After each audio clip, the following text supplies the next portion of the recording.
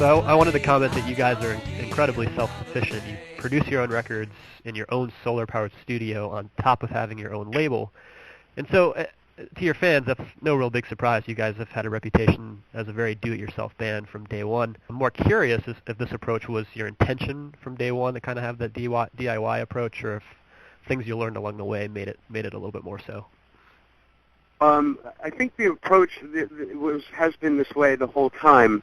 We, always kind of made our own T-shirts and kind of made our own flyers and all that sort of stuff. And I think the DIY thing is less because we're so groovy, but it's just more like kind of don't trust other people to handle our stuff as much. I don't think that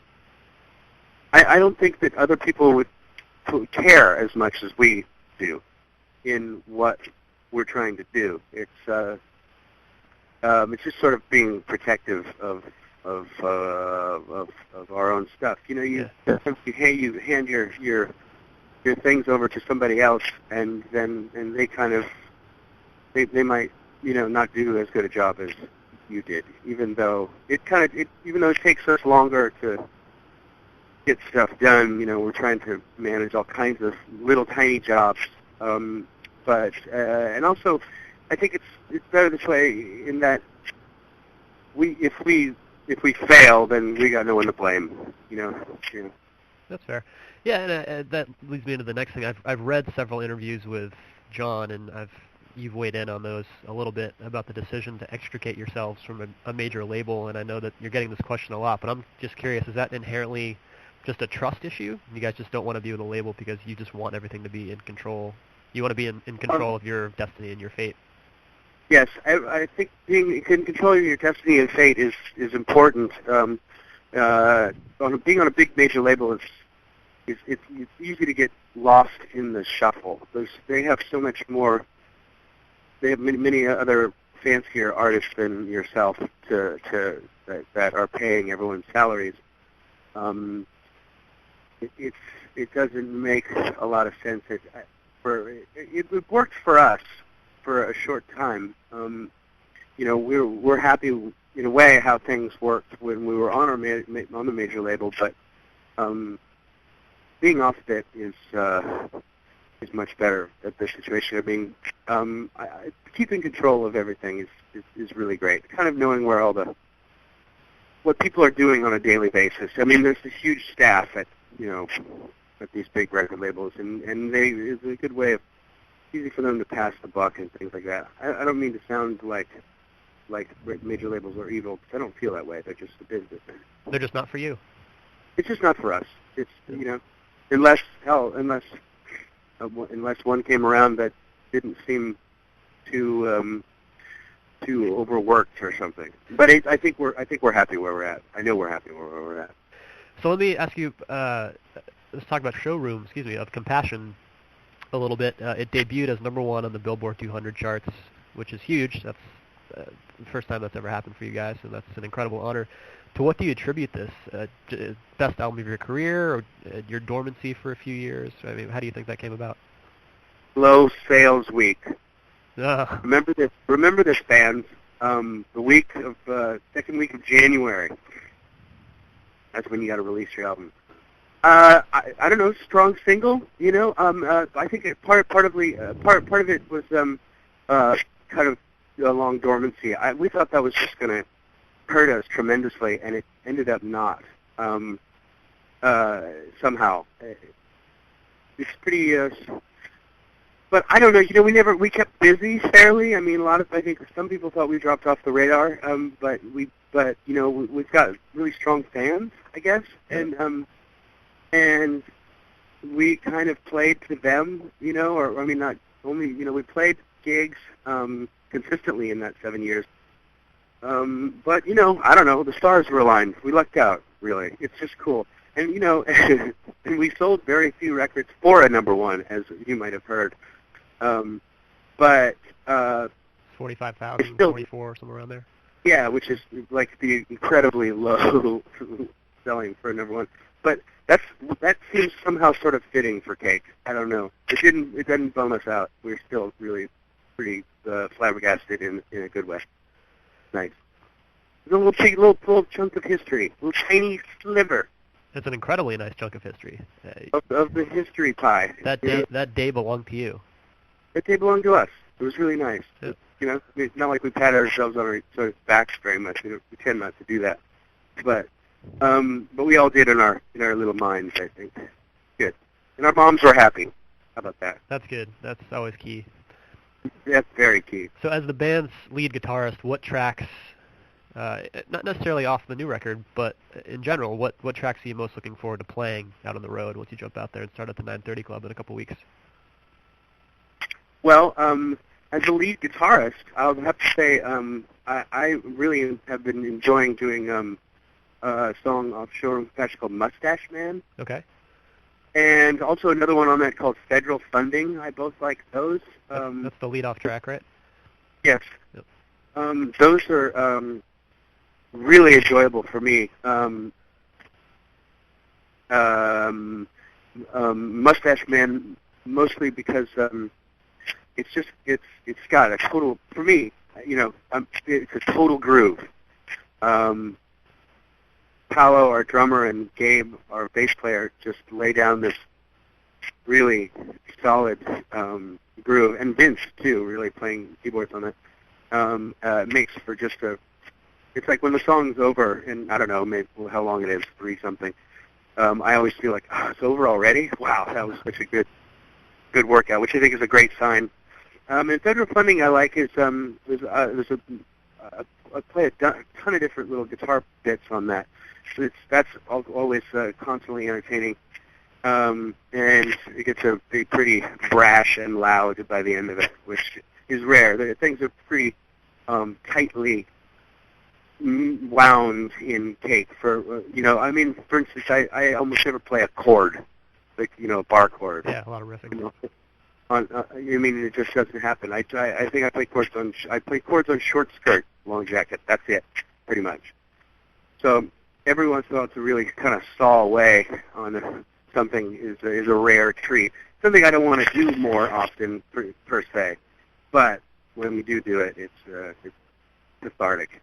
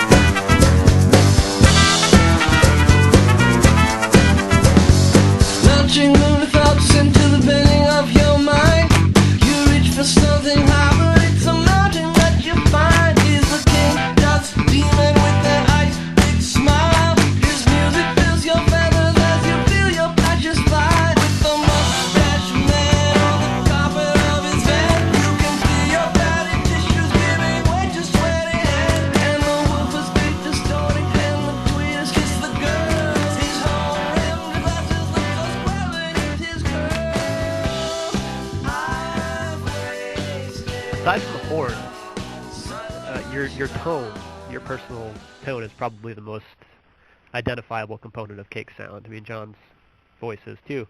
But how did you develop that tone? Was that something that came about when you jumped into Cake, or were you fooling around that kind of sound before? I think I was fooling around with that sound both before and I mean, I guess I was sort of into. I was into a lot of, before Cake, I was into kind of mid-'60s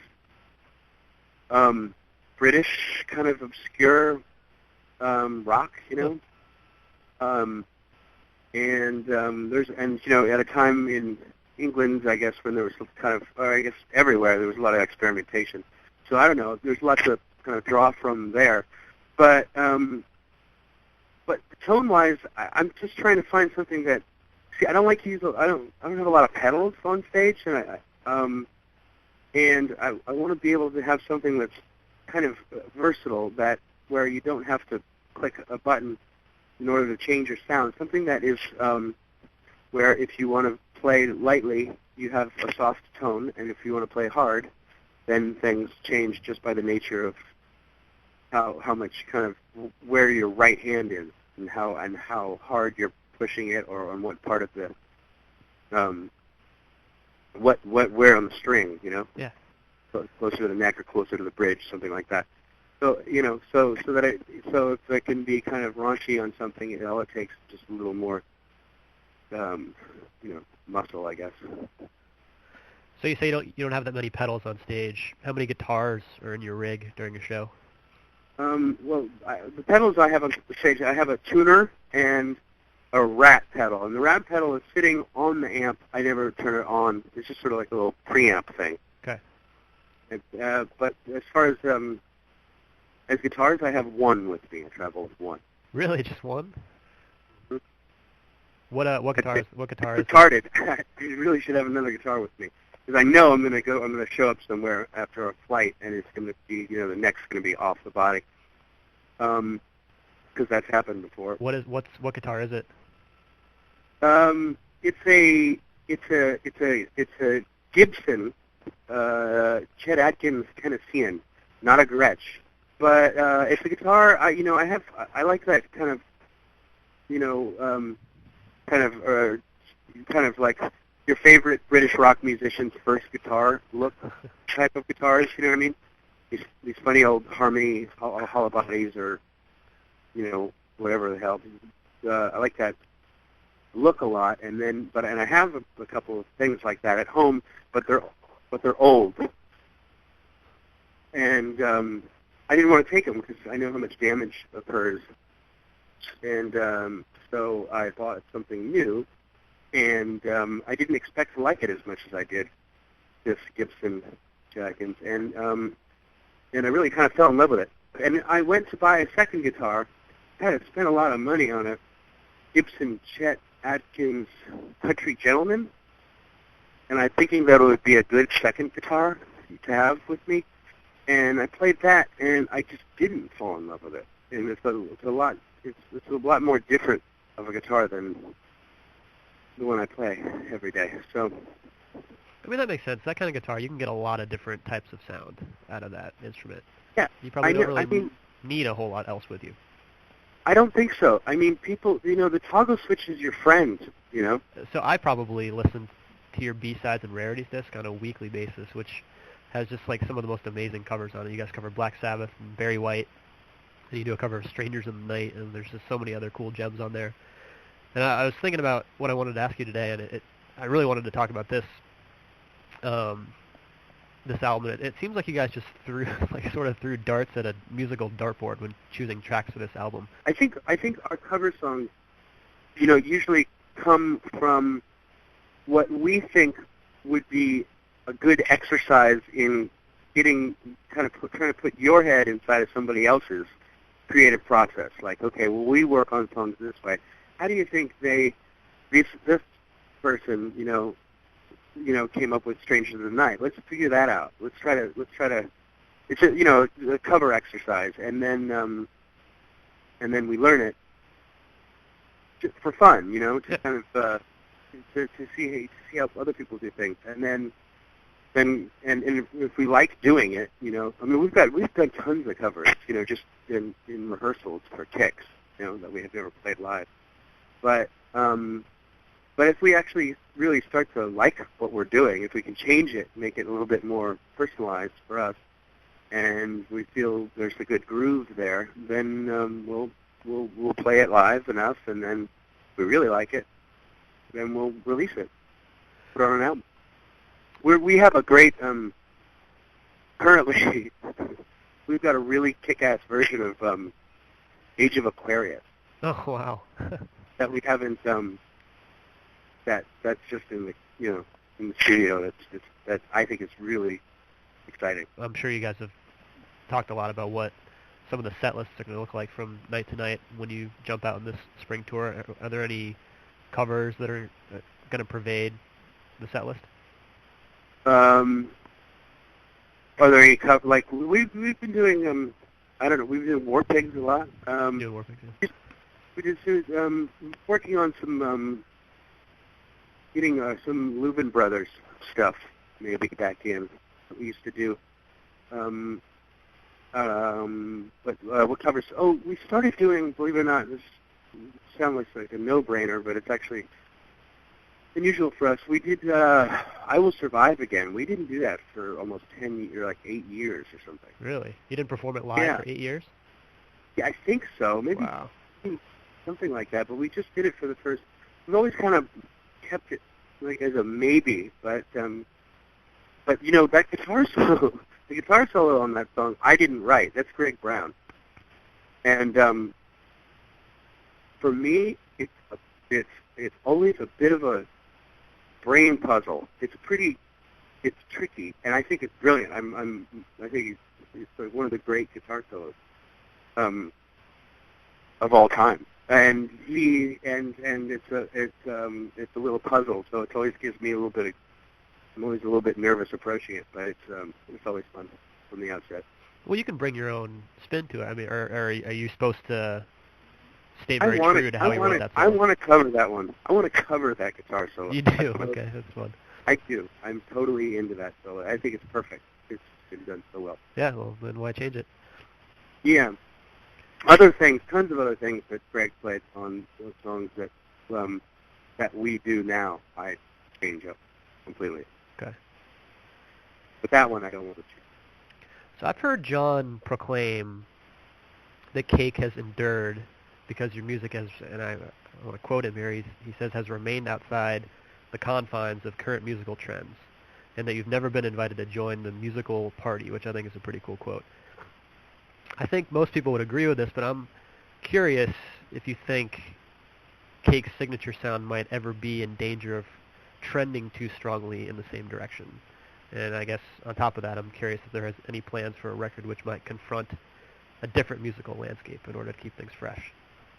We pretty much kind of, I think that we can only do what we do, and we're okay with that. Yeah. We like what we do.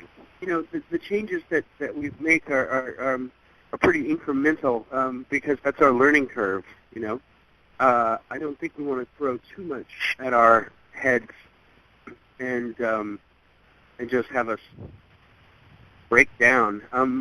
You know, we don't use an outside producer, so all of a sudden, like from one album to so if we changed producers, all of a sudden it would be this huge difference. I don't think we'd like that. Yeah. I think we're happy with the way we roll, and I you know, who knows? Maybe we'll do a country record, and it'll sound like, you know, have that Nashville glow to it or something. But I think it's just how we roll. When you guys are out on the road, like you got a tour launching here, and you're in DC for 3 nights, what do you guys kind of do together as a band when you're not performing? Like, what's going to happen when you are in DC for 3 days? What kind of things are you going to check out? Well, what I'd like to do is rent a bicycle, and ride around and see the sights at that tempo. I think it's perfect. But also, most importantly, I want to go to the goddamn Smithsonian because which one is like 20? I know. Well, that's the point. Is I didn't know that the last time I went. This is a long time ago. I went to the Smithsonian. Me and Gabe, the bass player, went to the Smithsonian. We didn't know there were so many. We just thought it was like one big building with all the cool old stuff from everyone ever. Yeah. We were going to be able to see it. And so we get there, and we only have an hour. And we took a cab there. We didn't know. We had no idea. You know, so we just said, you know, to the cab, take us to the Smithsonian or something. And they were like, okay. And we got there, and we got out, and we paid our admission, and we walked in. And the exhibit was the first one that was there that we thought was the First Lady's dresses. You know, this is the First Lady. So we're like, okay. And I thought there'd maybe be like a few dresses, and so, you know, and we're carefully like inspecting each, you know, button and collar, and oh, that's great. interesting. And how about that? Look at the history. It's amazing. Oh, wow, Nancy Reagan. And then this thing went on and on and on and on forever. And pretty soon we're starting to walk a little faster. Like, oh, I want to see, Louis Jordan's trumpet and shit or whatever. So pretty soon, by the end of it, we're like pretty much jogging through the place, trying to find stuff that we're looking for. In the end, we saw, I don't know, some cool Roman coins and stuff. But all it has is it was sort of it was a bust last time we went, and this time I feel very determined to see it right. All right, so we'll have a great time in DC, and we're a fun crowd, so we should give you quite an ovation. We always have a great time at the 9:30. It's awesome. Yeah, it's a great place.